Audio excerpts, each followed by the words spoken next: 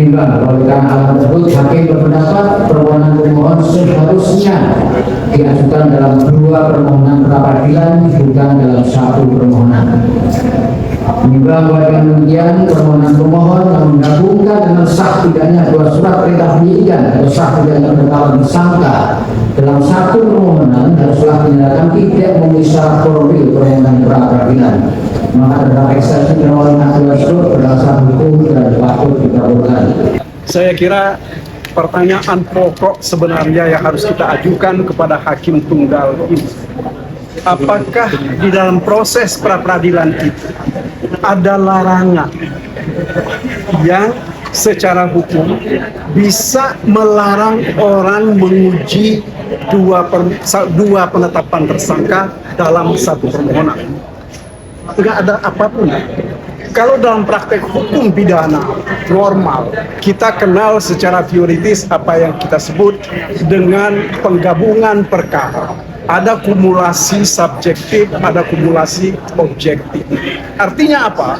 Seharusnya ya, permohonan ini kalau misalnya memang mau dinyatakan tidak dapat diterima karena alat buktinya katakanlah tidak cukup, saya kira mestinya itu yang dijadikan dasar di dalam pertimbangan-pertimbangan.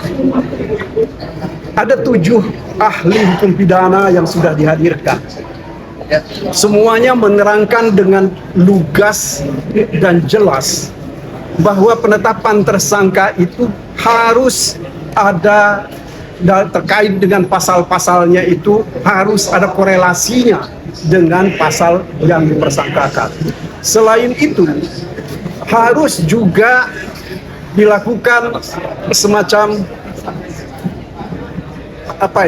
bukti permulaannya itu harus substantif dan juga merupakan delik inti dari pasal yang dipersangkakan. Nah, kalau seandainya itu dalam pertimbangan tadi yang dikemukakan oleh majelis, tentu kami akan dengan senang hati menerimanya. Tetapi itu sama sekali tidak didengar, tidak diucapkan oleh majelis yang terhormat ini.